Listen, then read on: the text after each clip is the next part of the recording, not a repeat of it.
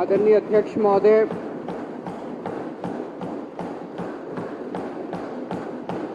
ऐसे समय में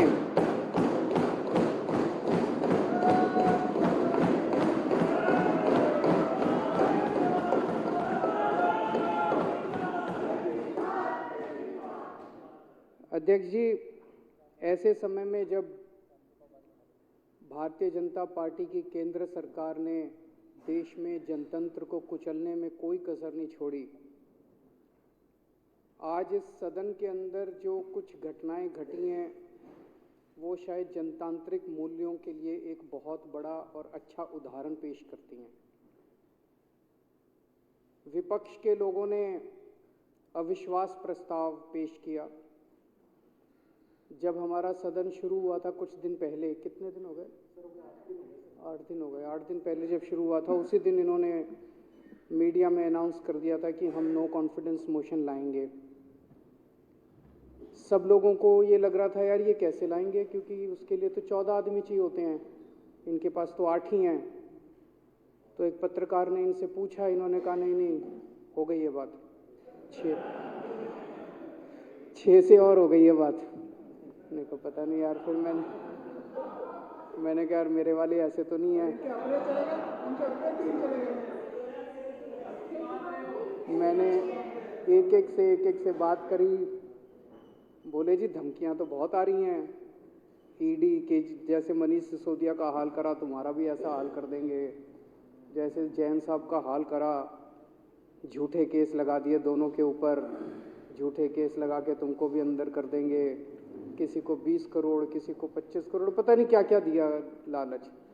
तो इनको उम्मीद थी 14 हो जाएंगे इनके, लेकिन अध्यक्ष महोदय 14 तो दूर की बात है, एक भी नहीं गया। हमारे टोटल 62 एमएलए हैं। आज मनीष जी और सत्येंद्र जैन हमारे बीच नहीं है, 60 बच गए। 60 में से राजेश गुप्ता, प्रकाश झारवाल और रोहित मेहरोलिया दिल्ली के बाहर गए हुए, 57 बच गए। एक अध्यक्ष महोदय हैं, 56 बच गए। 56 यहाँ मौजूद हैं।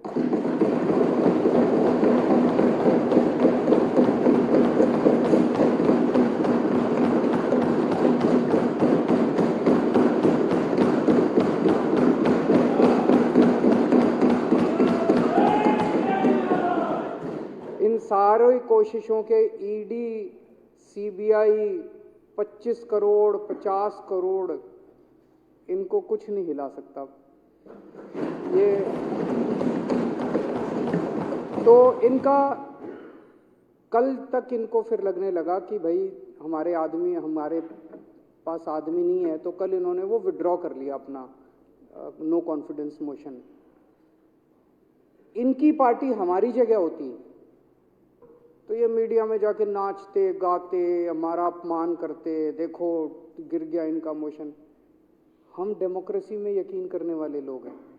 मेरे दिल में आया कि ये अगर नो कॉन्फिडेंस मोशन ला रहे हैं तो ये जरूर कुछ ना कुछ बात अपनी कहना चाहते हैं, इनको अपनी बात कहने का मौका मिलना चाहिए।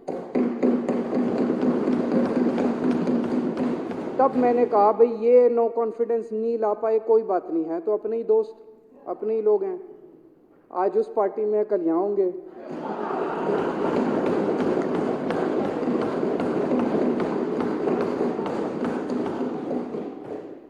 तो आज हम ये कॉन्फिडेंस मोशन इसीलिए लेके आए हैं। पहली बार भारत के अंदर ऐसा है कि नो कॉन्फिडेंस मोशन इनका हार गए, ला ही नहीं पाए, तब भी एक पार्टी ने वॉलंटरली अपनी मर्जी से कॉन्फिडेंस मोशन लेके आए हैं, भाई कहो जो कहना है।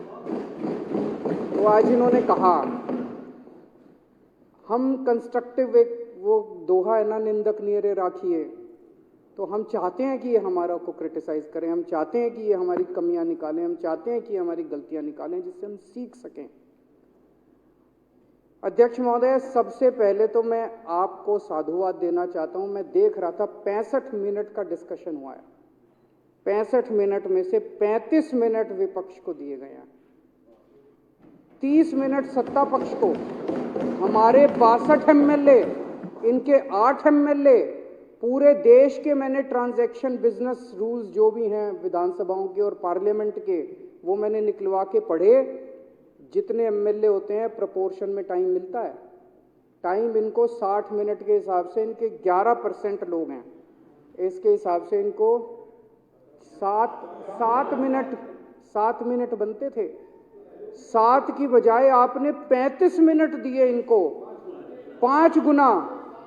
और मैं सारा बैठ के लिख रहा था ये क्या कह रहे हैं। मैं कह रहा हूं अभी 2025 तो छोड़ो, 2050 का चुनाव भी दिल्ली में नहीं जीत पाओगे, यही हाल रहा है।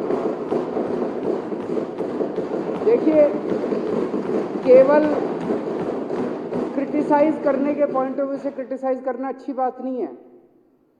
कुछ ढंग की बात तो करो, कुछ जनता की बात तो करो। कुछ केवल गाली गलोच, ये केजरीवाल ने ये नहीं किया, ये नहीं किया, ऐसे नहीं किया, वैसे नहीं किया। यार जनता के ढंग की बात करो, अच्छी बात करो। केजरीवाल ने 1000 कहा था, 995 क्यों बनाए, 5 क्यों नहीं बनाए? अरे बना देंगे, बाकी भी बना देंगे, चिंता क्यों करते हो? जब उतने बना दिए ये भी बना देंगे। वहां पे शुगर की दवाई नहीं मिलती, दे देंगे, शुगर की दवाई भी दे देंगे। बाकी तो मिलती है, बाकी मिलती है, क्यों नहीं मिलती? आपका मैं पॉलीक्लिनिक में उद्घाटन करके आया था, मेरे को याद है, आपको साथ लेके गया था मैं। इन्होंने 2017 में भी कोशिश करी थी, बोले हमारी सरकार गिरा देंगे। तब तक हमें लगता था ये कुछ ज्यादा ही चाणक्य होंगे, अब तो पता चल गया खोखले हैं, इनके पास कुछ नहीं है। इनके पास दिखावा ज्यादा है, शोर ज्यादा है, अंदर कुछ नहीं है। तो 2017 में कहते थे 21 एमएलए तो डिस्क्वालीफाई कर देंगे, 21 को डिस्क्वालीफाई कर देंगे, इतनों को तोड़ लेंगे। और फिर सरकार में बहुत दिमाग लगाता था यार, 70 में से 67 हैं हमारे पास, 3 इनके पास है, जब तक 4 रह जाएंगे मेरे पास तब भी मेरी मेजॉरिटी है। 3 इनके पास, 4 भी अगर मेरे पास है, मेरी मेजॉरिटी है, तो ये कैसे सरकार गिराएंगे? मेरी पल्ले के बाहर था, मेरी समझ के बाहर था। लेकिन पत्रकार आते थे, कहते थे अमित शाह लगा हुआ है और सरकार गिरा देंगे। 2017 में कोशिश कर ली, उसके बाद 2019 में कोशिश कर ली, 2020 में। अब मत करना यार, इज्जत थोड़ी भी अगर इज्जत बाकी है अब मत करना। अभी मैंने देखा था तेलंगाना के अंदर नवंबर के फर्स्ट वीक में, आप लोगों ने देखा होगा, स्टिंग हुआ था वहां पे। भारतीय जनता पार्टी के 3 नेता तेलंगाना की सरकार गिराने के लिए वहां के एमएलए को खरीदने पहुंचे। 3 बीजेपी के नेता बैठे हैं, 4 बीआरएस के एमएलए बैठे हैं, उनके साथ बातचीत हो रही है। 3 घंटे बातचीत चली, सारी रिकॉर्डिंग हो गई। उसमें वो कह रहे हैं कि हमारे बीएल संतोष साहब मिलेंगे तुमसे, अमित शाह जी मिलेंगे तुमसे, और 50-50 करोड़ ऑफर कर रहे हैं। और बोले 25-25 करोड़ में हमने दिल्ली के खरीद लिए, अब दिल्ली की सरकार गिरने वाली है। केसीआर साहब का फोन आया उसी दिन शाम को मेरे पास, अरविंद जी मेरे पास पूरी इन्फॉर्मेशन है, आपकी सरकार गिरने वाली है। मैंने कहा जी चिंता ना करो, ये यूं ही करते हैं, ये 3 साल से यूं ही करते हैं। तो वैसे रेट हमारे 25 लगा रखे, उनके 50 लगा रखे, ये गलत।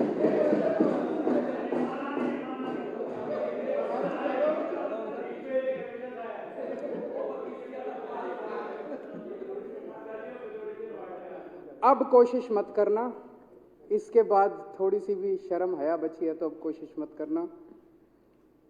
ये आम आदमी पार्टी है, हम भगत सिंह के चेले हैं, फांसी पे चढ़ जाते हैं, ऐसे नहीं बिकते। फांसी पे चढ़ना मंजूर है, देश के साथ गद्दारी नहीं करेंगे। सबसे पहले तो मैं इनको सबको बधाई देना चाहता हूं, ये एक एक हीरा है हमारा। इनको किसी को, कोई दुनिया की ताकत इनको नहीं तोड़ सकती। ये चले थे, आज तो चलो ये सरकार गिराने नहीं, 14 के लिए चले थे, 14 भी क्या, एक भी नहीं बिका, एक भी नहीं टूटा। तो डरोगे तो नहीं ना? अगर हुआ तो 7-8 महीने जेल ही जाना पड़ेगा, उससे फालतू कुछ नहीं है। मैं बड़े से बड़ा वकील दे दूंगा, चिंता मत करना। और तुम्हारे पीछे से तुम्हारे घर का ख्याल मैं रखूंगा, ठीक है? अभी मैं देख रहा हूं कुछ दिनों से प्रधानमंत्री जी जगह जगह एक बात बोल रहे हैं। बोले ये ईडी और सीबीआई ने सारे भ्रष्टाचारियों को एक मंच पे इकट्ठा कर दिया। ईडी और सीबीआई ने सारे भ्रष्टाचारियों को एक थोड़ी सी स्टेटमेंट तो सही है, थोड़ी सी गलती है। ईडी और सीबीआई ने इस देश के सारे भ्रष्टाचारियों को एक पार्टी में इकट्ठा कर दिया। मंच पे इकट्ठा नहीं किया, एक पार्टी में, इनकी पार्टी में इकट्ठा कर दिया सारे भ्रष्टाचारियों को। ईडी वाले आते हैं, सीबीआई वाले आते हैं, रेड मारते हैं, यहाँ बंदूक रखते हैं, कहते हैं बता जेल जाना है कि बीजेपी में जाना है। मनीष की यहाँ भी बंदूक रखी, बोले बता जेल जाना है कि बीजेपी।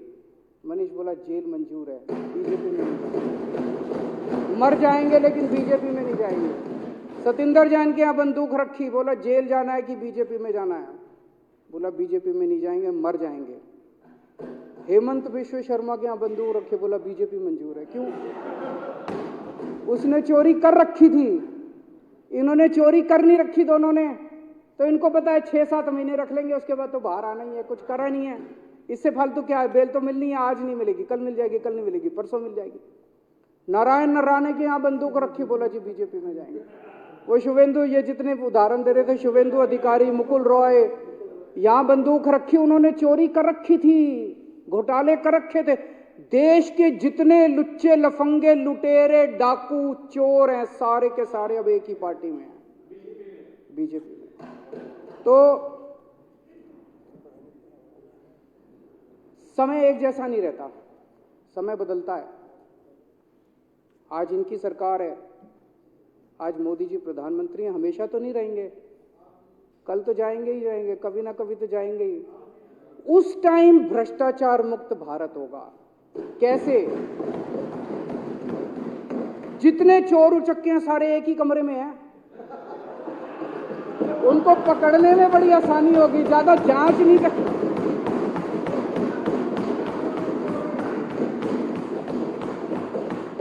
सारों को ईडी सीबीआई दिखा के सारे देश के लुटेरों को इन्होंने अपनी पार्टी में इकट्ठा कर लिया। जिस दिन इनकी सरकार जाएगी और मोदी जी प्रधानमंत्री नहीं होंगे, बीजेपी वालों को जेल में डाल दो, देश भ्रष्टाचार मुक्त हो जाएगा।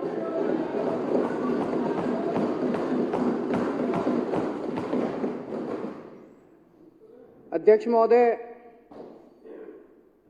प्रधानमंत्री जी को भगवान ने बहुत बड़ा मौका दिया था, इस देश की जनता ने बहुत बड़ा, इतना भारी मैंडेट दिया था। वो चाहते तो इस देश की सूरत बदल सकते थे, कुछ भी कर सकते थे। वो चाहते तो इस देश को कहीं ना कहीं का कहीं ले जा सकते थे। क्या किया उन्होंने? देश में लूट मार, नफरत, लड़ाई झगड़ा, आज हर आदमी डरा हुआ है देश के अंदर। सबको साथ लेके चलते, जैसे हम सबको साथ लेके चल रहे हैं, हम इनको भी साथ लेके चलते हैं, सबको साथ लेके चलते हैं, हम लोग सबको साथ लेके चलते। मनीष सिसोदिया ने इतने अच्छे स्कूल बना दिए, प्रधानमंत्री जी मनीष जी को बुला के कहते मैं तेरे को देश कार्य शिक्षा मंत्री बना रहा हूं, मनीष सिसोदिया जा 10 लाख स्कूल ठीक कर दे देश के, तब बड़ी बात होती।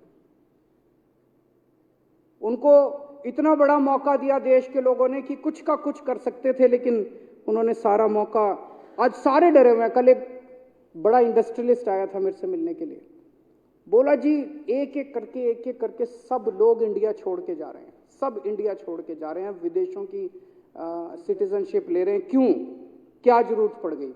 बोले कभी ईडी, कभी सीबीआई, कभी इनकम टैक्स, कभी फलाना, कभी ढिमका, ऐसा डरा रखा है, सब लोगों को इन्होंने डरा रखा है, किसी को काम नहीं करने देते, ना खुद काम करते, ना किसी को काम करने देते, किसी को जीने नहीं देते, सब लोगों को डरा के रखते हैं। ये भी डरे पड़े हैं, ऐसा नहीं कि ये 2 को छोड़ के बाकी सारी बीजेपी भी डरी पड़ी है, बाकी सबका इनका भी यही हाल है।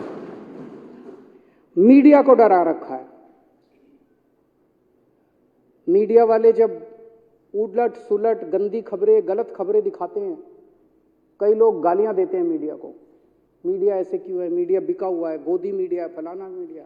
मैं आप सबकी जानकारी के लिए बता दूं, एक मीडिया हाउस के मालिक के ऊपर 4-4 ईडी के केसेस बना रखे हैं इन्होंने।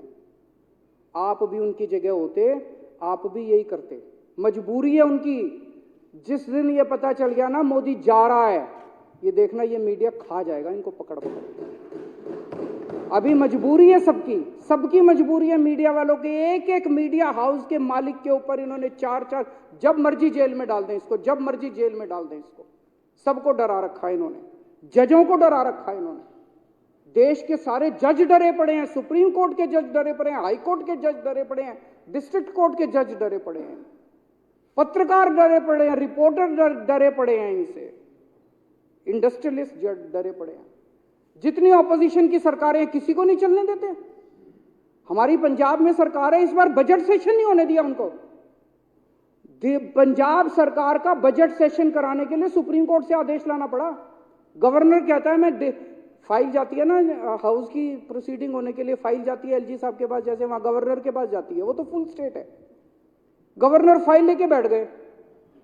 एक दिन भगवंत मान जी ने कोई चिट्ठी लिख दी थी गवर्नर साहब को, गवर्नर साहब को वो चिट्ठी पसंद नहीं आई, बोले मैं फाइल नहीं साइन करूंगा, बजट सेशन नहीं होगा। ये तो हद हो गई यार, बजट सेशन नहीं होगा, ये क्या बात हुई?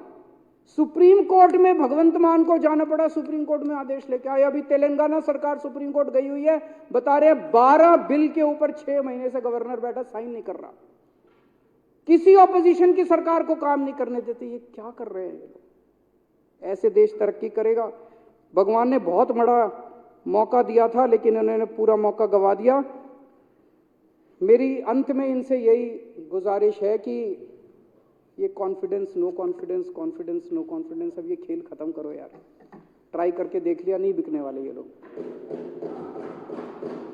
नहीं बिकेंगे, वहाँ हंस रहे हैं, नहीं बिकेंगे ये लोग। अब ट्राई मत करके देखना, ये लोग नहीं बिकने वाले। अभी 62 हैं हम लोग, उसके बाद 25 के बाद मैं उम्मीद करता हूँ वापस 67 हो जाएंगे हम लोग, और मैं इसका समर्थन करता हूँ। अब श्री अरविंद केजरीवाल जी माननीय मुख्यमंत्री द्वारा प्रस्तुत विश्वास प्रस्ताव सदन के सामने है। जो इसके पक्ष में वहां कहें, जो इसके विरोध में ना कहें। हाँ पक्ष जीता, हाँ पक्ष जीता। प्रस्ताव पारित हुआ।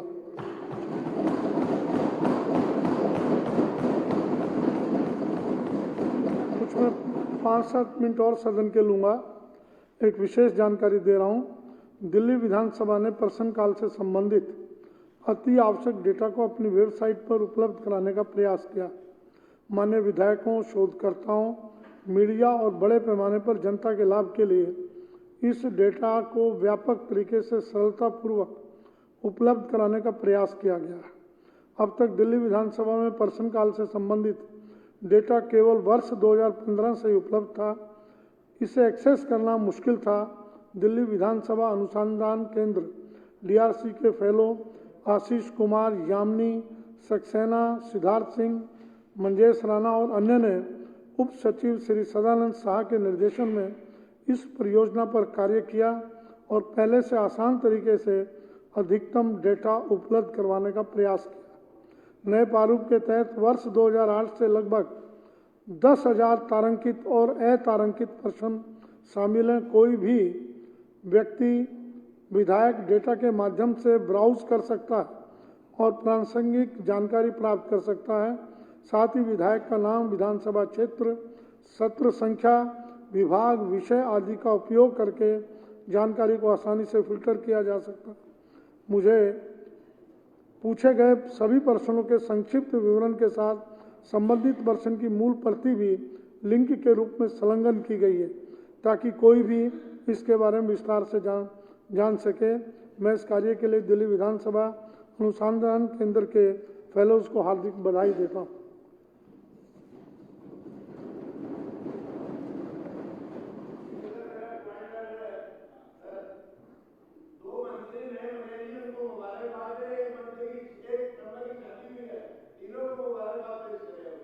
वो हो चुकी है पहले। चलिए, हाँ जी, नहीं दुर्गेश जी दावत दें तभी तो करवाऊं। एक दिन का लंच तो बोलें। चले, दुर्गेश जी का विवाह हुआ है, सदन उनको बहुत बहुत शुभकामनाएं देता है, बधाई।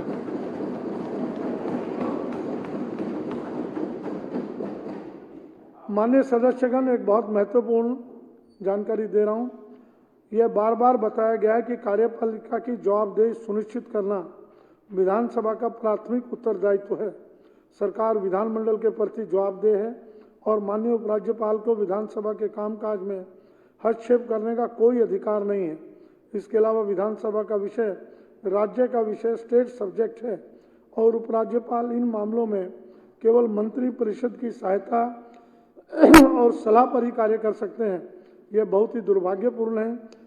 कुछ अधिकारी अपने संबंधित मंत्री की जानकारी के बिना उपराज्यपाल के अवैध और असंवैधानिक निर्देशों पर काम कर रहे हैं, जबकि मंत्री वास्तव में विधानसभा के प्रति जवाबदेह है। जैसा कि आप जानते होंगे, पिछले कुछ वर्षों से विधानसभा और इसकी समितियों को सरकार के अधिकारियों द्वारा समिति के समक्ष उपस्थित होने या विधानसभा और उसकी समितियों को जानकारी प्रदान करने के मामले में असहयोग का सामना करना पड़ रहा है।